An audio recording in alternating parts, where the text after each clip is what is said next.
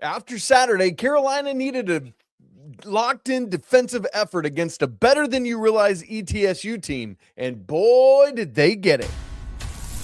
This is Tyler Hansbrough, and you're listening to Locked On Tar Heels. You are Locked On Tar Heels, your daily podcast on the UNC Tar Heels. Part of the Locked On Podcast Network, your team every day.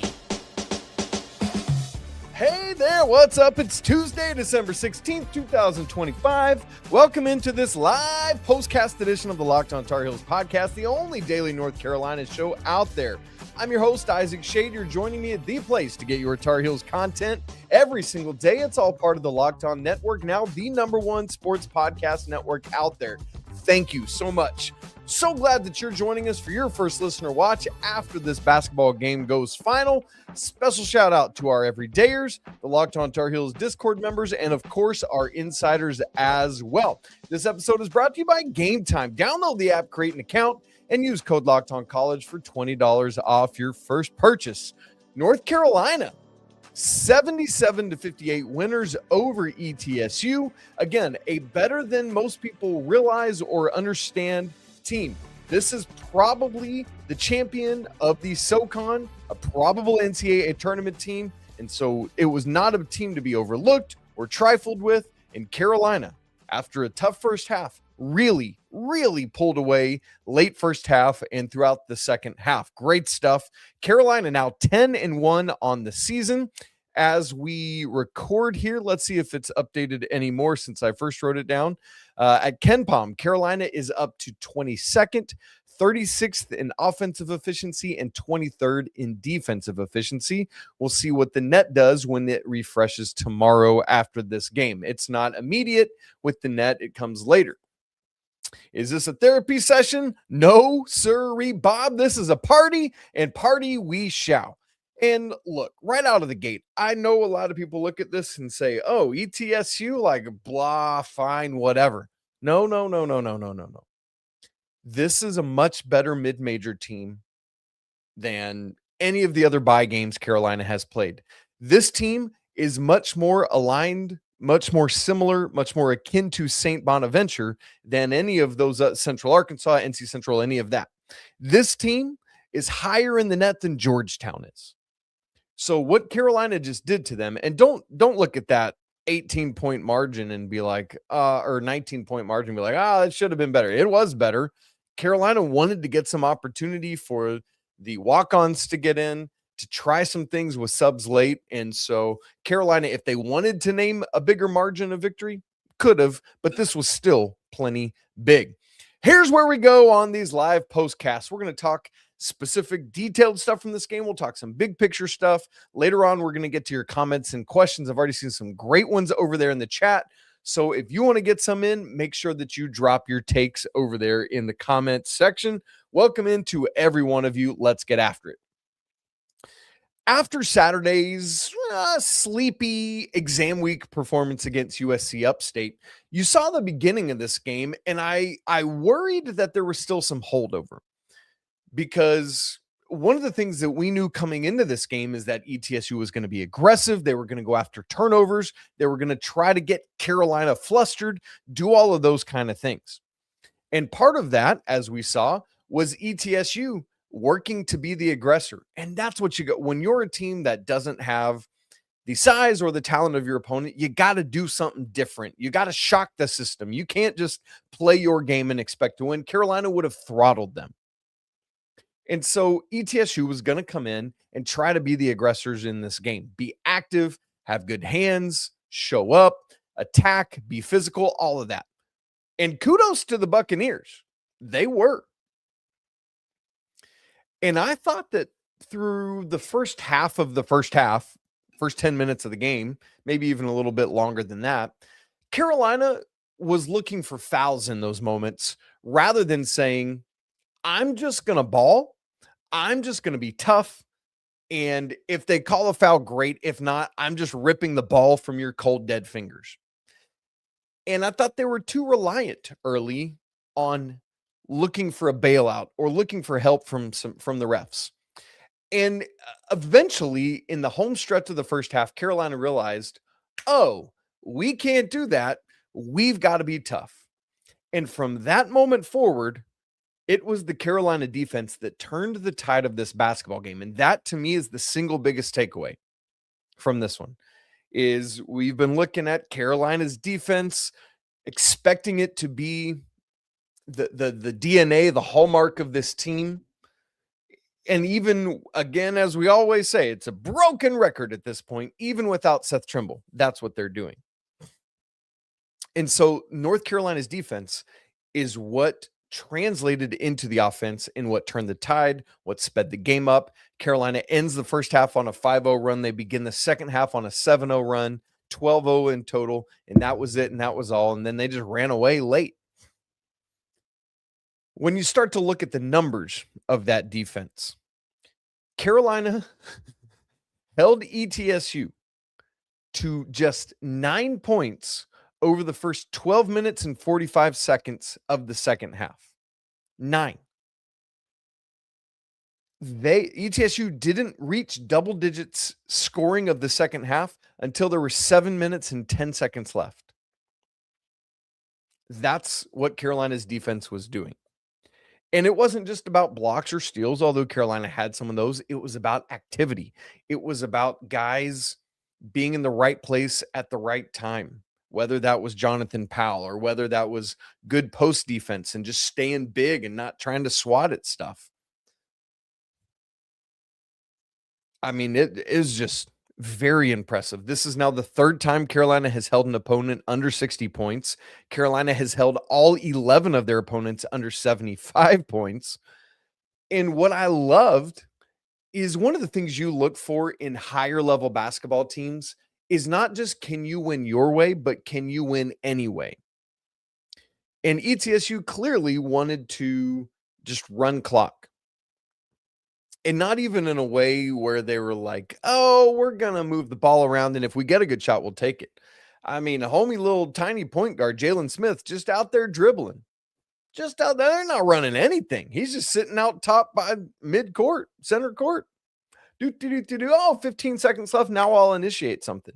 They wanted to shorten the game because fewer possessions gives ETSU a better chance.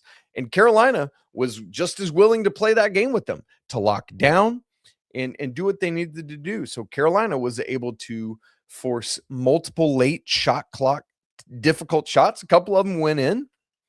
Others, they didn't even get a shot off. There was a guy still doing post moves and the shot clock went off. Homie got somewhere in the second half, had a nice little dunk over James Brown. Congratulations. The shot clock went off before he even tried to dunk it. You know, like incredible. Carolina started throwing multiple traps. I honestly wish they would do this more. In the second half, one of them forced a throwaway into the crowd. It wound up on the other end with 2 Caleb Wilson free throws. He was 1 of 2. The other one was just right before the second half ended. I mean, I would have hated to have been in this trap. It's Caleb Wilson and Jaron Stevenson. Like, what do you expect? The dude throws it away. Kyle Evans goes up, one-hands it, pitches it ahead to Jaron Stevenson for the layup. That's what we're talking about. And then that all leads me to talking about the strength on strength we were looking at for this basketball game was North Carolina's 2-point field goal percentage defense against ETSU's 2-point field goal percentage offense. ETSU came into this game shooting 59.8% from 2, which was good for 25th in the nation. Again, this is not just some ma and pa mid-major team. This is a team that's got some really good statistical numbers. We'll talk about another one of them in a second. Carolina, on the other hand, came into this game third nationally, allowing teams to only shoot 40.3% from 2. And so I had said on today's show in the Four Corners preview, what I'm looking for is that's basically 20 percentage points apart, with the middle being 50%. Is that somewhere in the middle of 50%? Does it slide towards ETSU's 60% or slide down towards Carolina's 40%? Whichever way that tug of war goes is probably who wins this basketball game. And guess what? Carolina was that team. They held ETSU to 13 of 29 from 2, which is 44.8%. Much closer to Carolina's 40% defense than ETSU's just shy of 60% from 2. That's how you win basketball games. Carolina just has to continue to remember, hey, we are bigger and more athletic and can disrupt you in so many ways. But it wasn't just about the bigs of Jaren Stevenson and Henry Vasar and Caleb Wilson. It's about Jonathan Powell being so disruptive defensively. Without Seth Trimble, I've asked so many times, who is that going to be? Jonathan Powell has started to earn his minutes in a much bigger way. And in part, not just because he can knock down threes, but he can do that, but also because of his disruptiveness on the defensive end, where let's not forget, he's 6'6" himself. I love it. I love to see Carolina doing this. Well, coming up next, tale as old as time, deja vu all over again.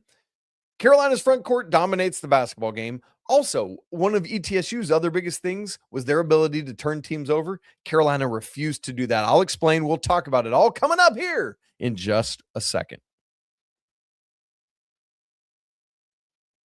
Right after I tell you about Omaha Steaks, you guys, the holidays are here, and whether you're hosting, planning the perfect gift, or you're just trying to keep things delicious and simple, Omaha Steaks makes it easier than ever for you. From effortless holiday entertaining to unforgettable gifts, Omaha Steaks delivers the world's best steak experience straight to your doorstep. And what makes it even better? With Omaha Steaks, you always know exactly what you're getting. USDA certified tender steaks, premium proteins, gourmet sides, and decadent desserts that will make anyone feel appreciated. My wife and I just recently received an Omaha Steaks box from my in-laws. We've already made plans to use our fillets next week on Christmas Eve. I am salivating just talking about it. And I love how easy it is to gift. It shows up frozen. It's packed beautifully. It's ready to cook. I love this because when you're trying to find something, it's like, oh my gosh, what do I get? This has become a perfect thing because even if it's last minute for you, it doesn't seem like it because it feels thoughtful and it doesn't require any stress. So maybe Omaha Steaks is the right thing for you if you're procrastinating on your Christmas shopping. So save big on gourmet gifts and holiday favorites this year with Omaha Steaks. Visit omahasteaks.com, and for an extra $35 off, use code COLLEGE at checkout. Terms apply. See the site for details. Again, that's omahasteaks.com, promo code COLLEGE.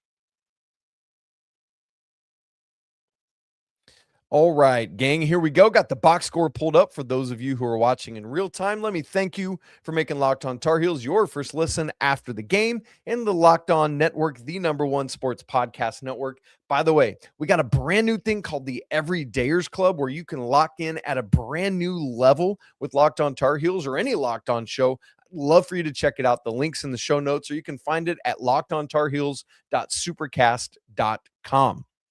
All right. I don't know what else to say about the front court of Henry Vasar and Caleb Wilson.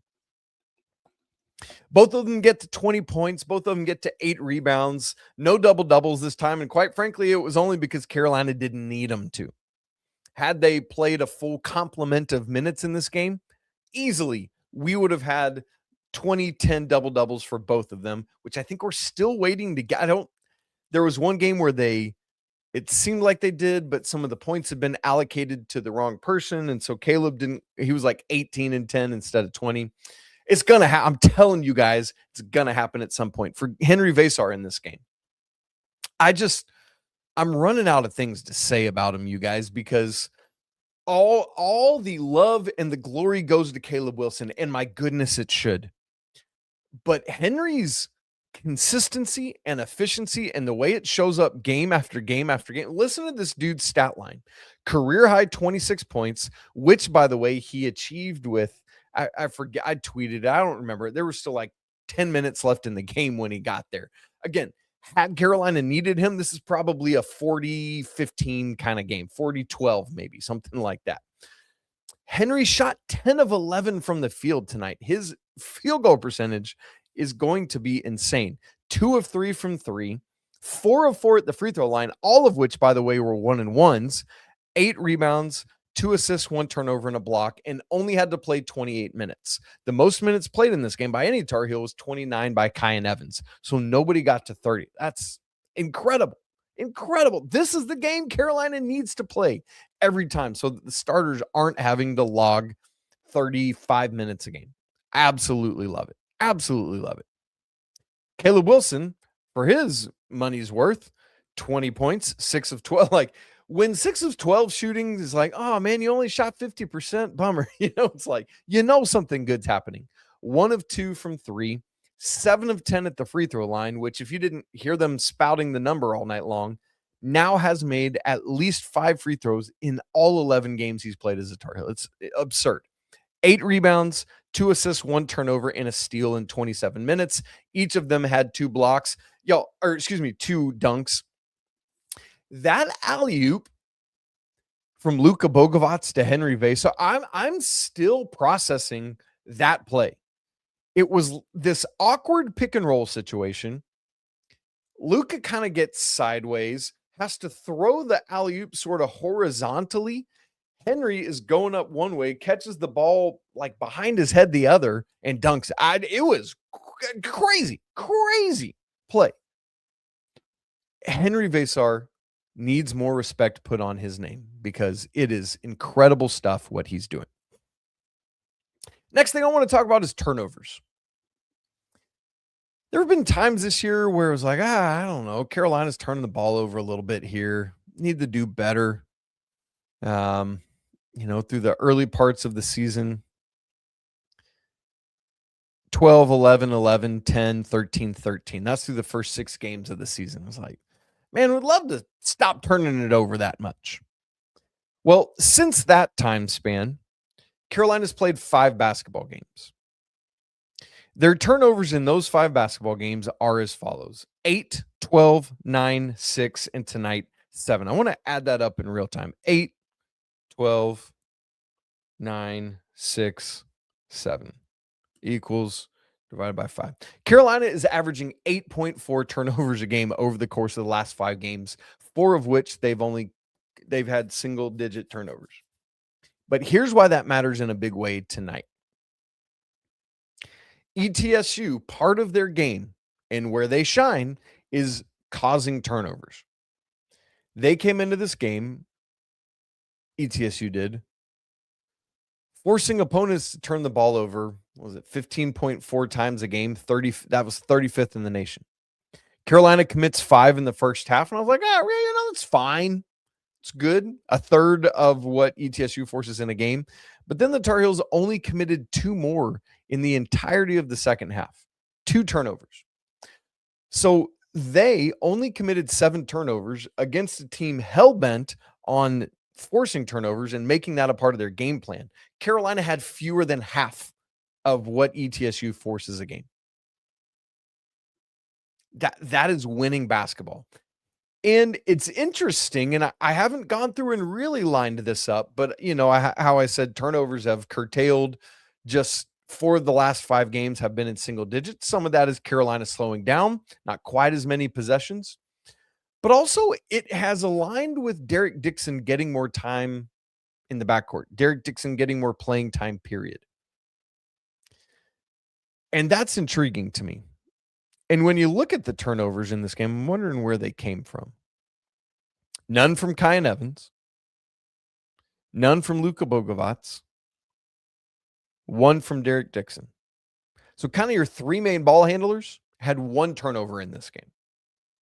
That's incredible stuff. And when Carolina is, how many times this year have we said, like in the first half of a game, oh boy, if Carolina would stop turning the ball over, this wouldn't be so hard. They wouldn't be making it so hard on themselves. And then in the second half, they would have like 2 turnovers against Kansas. And it was like, see, I told you. And you just crushed the Jayhawks.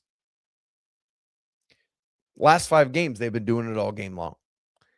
If the Tar Heels are going to start limiting turnovers like that, play defense the way they are, and be as big as they are and dominate the front court, it is going to take a very strong effort to beat this crew, particularly once Seth Trimble gets back. Oh, by the way, really good job there.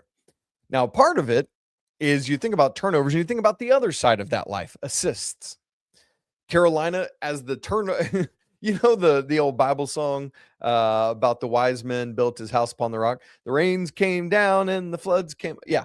The turnovers went down and the assists went up, and Carolina looked really good at basketball. Anyway, Carolina's assist ratio has been phenomenal. The first half of this basketball game, Carolina had 14 field goals and assisted 12 of them. For the game, they finished 18 of 27, which is 66.7%. They're just, this team shares the ball so well. The best of the Hubert Davis era, team-wide.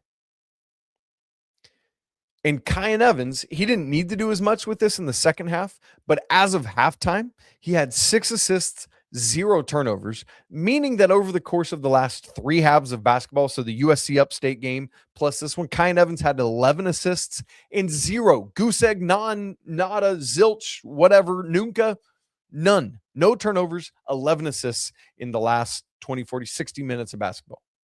It's great stuff. A couple other things, and then we'll go get your comments over there. Carolina's three-point shooting is something we've been keeping a close eye on this season. It was better in the USC Upstate game. One of 2 times this year they've been over 40%. At halftime, Carolina had made 6 of their 12 three-point attempts, and 5 different players had made at least 1. So you made 6, 50%, and 5 different players had done it. That's phenomenal. And that's right about, how many Carolina should be taking. But then in the second half, things got a little bit loose. Obviously, the game got away. And then Carolina just not really run, they're taking early shot clock threes. You're just getting shots up late. So the second half numbers, I take them with a bit of a grain of salt, but Carolina was only 2 of 13 in the second half, meaning then for the game, they wound up shooting 8 of 25 from 3, 32%. They shot better than that in this basketball game. Let's be honest about that. In the part of the game that mattered, when it was still in contention, all of that. But the numbers are what the numbers are. Speaking of the numbers are what the numbers are, 15 of 23 from the free throw line. Once again, below 70%. Carolina goes 65.2%. Now, when you look at those numbers, it's literally all James Brown and Caleb Wilson, with 5 of them attributed to James Brown, James Brown, man, way to get the offensive rebounds, got a putback, had a bunch of free throws, but missed 5 of them, including both free throws twice. So outside of, if you take James Brown out of the equation, Carolina missed 4. And so it's like I get it. It's not as bad as maybe it looks, because James Brown isn't getting those in a bigger, higher level game, but still, you need to see him step in and knock shots like that down. He didn't. Obviously, everything in this game was not rainbows and roses. There's always some things to harp on and complain about, one of which was the first half rebounding. We talked right out of the gate about Carolina not being tough enough. Boom. First half rebounding was a prime example of that. When we got to halftime, Carolina had surrendered 5 offensive rebounds and had only got 1 themselves. ETSU led second chance points against Carolina 9-2. That's not good enough. That's got to be better. Carolina turned it around in the second half. And some of that, I would just praise James Brown. Some of that was James Brown getting in there and getting offensive rebounds. In totality, when the game was said and done, Carolina out-rebounded ETSU 35-23, much better than out-rebounding USC Upstate by only 3 rebounds.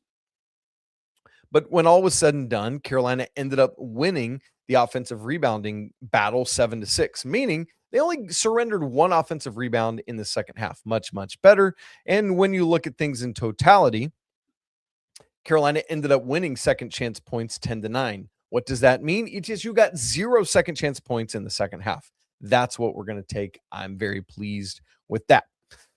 One other thing I want to say, and then we'll get to your questions. Interestingly, and I believe this is the first time this has happened this season. It might have been one other. That the same 5 that started the game did not start the second half. Luka Bogovac doesn't start the second half of this game. Had a very pedestrian first half, we'll call it. I'm wondering if he's, and I haven't listened to any of Coach's comments post-game or anything like that yet, just because we hopped in and got going. I'm wondering if Luka was under the weather or something like that, or if it was just it was a bad game. I don't know.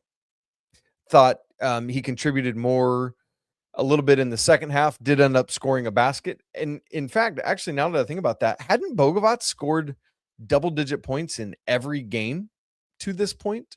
Am I wrong about that? Let's look. Oh, no, he had just 5 against Kansas. All right. So this is just the second game this season that he hasn't scored in double figures, Luka. And so we'll see what's up with that. But part of that is not just that Luka wasn't having an effective game. Part of it is that Jonathan Powell was playing very disruptively. I was curious to see how he would follow up, tying his career high in points on Saturday. What would he do? And for JP in this game, only had 5 points. But what's interesting is that he found other ways to contribute to winning basketball, specifically on the defensive end of the floor, where I thought he was very disruptive. Yes, if you look at things, only had 1 rebound. No blocks, no steals.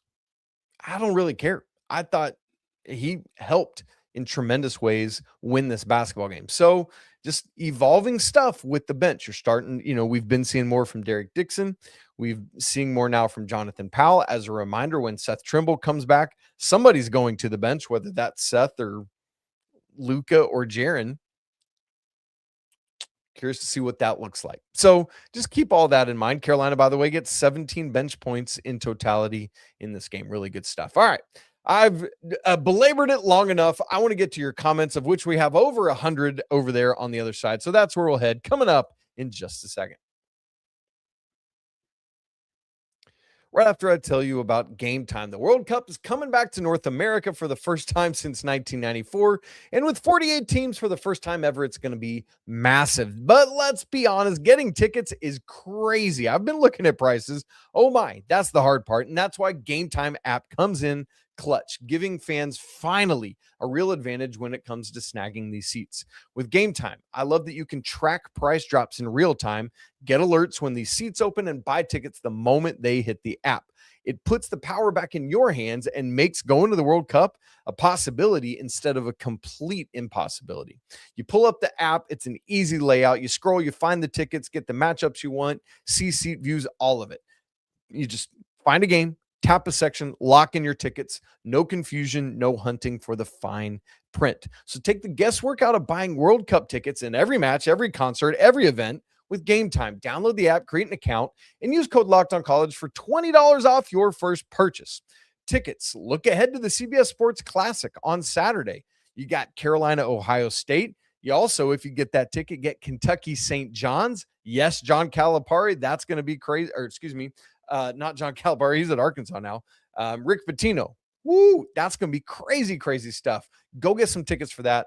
Don't miss it. Go down to Atlanta. Again, download the app, create an account, and use code LOCKEDONCollege for $20 off. Terms apply. Swipe, tap, ticket, go. Download Game Time today.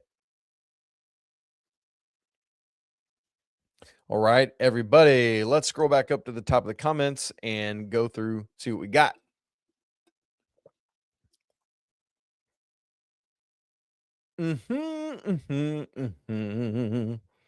Derek Tyson says, the spark from the late run in the first half definitely carried over into the second half. It did.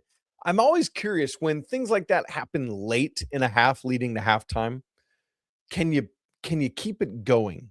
That to me is the sign of a team that's really figuring out and tweaking that specific game. And I thought Carolina kept that going. Really, really good stuff. Man, Derek brings up another good point here. If it hasn't happened already, Henry Vesar definitely needs to be mentioned for early ACC Player of the Year and wouldn't watch. He's been so efficient. Caleb obviously deserves to be in that conversation as well. Yeah, I mean, if we were making a top 5 ACC Player of the Year list right now, I feel like both of those guys got to be in that conversation. I'm wondering what if Ken Palm lists a top 5 right now, because he often has shows things like that. Not showing up right now. Man, that'll be curious. But yeah, I mean, you think, I think Cam Boozer's obviously going to be in that conversation. But both of these guys, both Henry and Caleb, should 100% be in the dialogue for that. And now what they're really going to need, and I like Michael Gerbis's point here, Henry and Caleb are holding us together. Henry's the rock and Caleb's the finesse. Henry's threes are gems. Oh, yes, Michael, they are. Henry's, I don't see how he's only shooting 66% from the free throw line because it looks so good coming out of his hand. But what we need is a consistent third scoring option. I think Seth will be a big part of providing that when he finally gets back, obviously. But who else can it be? Is it Derek Dixon? Is it Kyan Evans? Is Kyan unlocked when Seth gets back? There's just a lot of possibility there. I'm curious to see. Man, this is, sorry, I'm going back to Derek a lot here, but I like this. He says, Derek Tyson, I wonder if we will see more of Jonathan Powell over Luka Bogovac in second halves. My guess is because of defense. Either way, love how the bench is playing lately. To that last part, 100%, Derek. The bench had been a liability, and if we're being honest, the backup five situation truly still is. James Brown, lots of effort and energy. Zayden came in. Zayden had a really unfortunate stretch in the first half where, what did he do?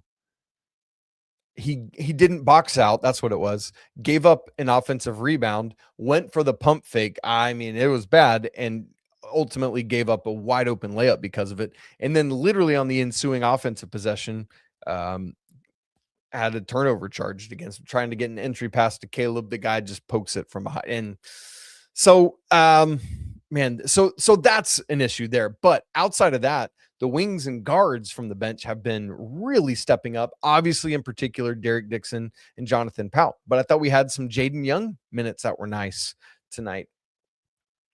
I think he's probably the one whose minutes might suffer the most from Seth's return. Curious to see how that plays out. But what's interesting about what you say here with Jonathan Powell over Luka in the second half, you all probably know I'm a big baseball guy, right? Like that's what I went to college on scholarship to play, all of that stuff. So baseball is a lot of what I think in addition to basketball. You'll see this often late in games for baseball teams. You have a lead, you have an outfielder who is a great bat, but maybe a defensive liability in the corners or something like that. And so you bring in a defensive substitution whose bat might not be as strong, but who is going to help preserve the lead, hopefully, is the calculus of the manager in that moment. And so to Derek's point, like this might be the basketball version of that of, hey, Luka is not a sieve defensively, but he's not great. And Jonathan Powell is much better defensively. And so that could be a thing. That could be a thing that we need to keep our eyes on. T-Man says King Isaac returns. You guys, it loved being away with my family this weekend. Like nothing energizes me more than just pulling away, unplugging my phone, and just me and Maggie, my wife, and my kids, the four of us together. But man, do I miss doing this. I missed being with you all Saturday after the USC Upstate game. So good to be back and ready for the push run of this season. It's going to be really, really good. JB3ism 256. JB3ism. I notice we're winning games by 15 points or more when we didn't honestly play that well at all. That speaks to our talent level. We still clean some things up.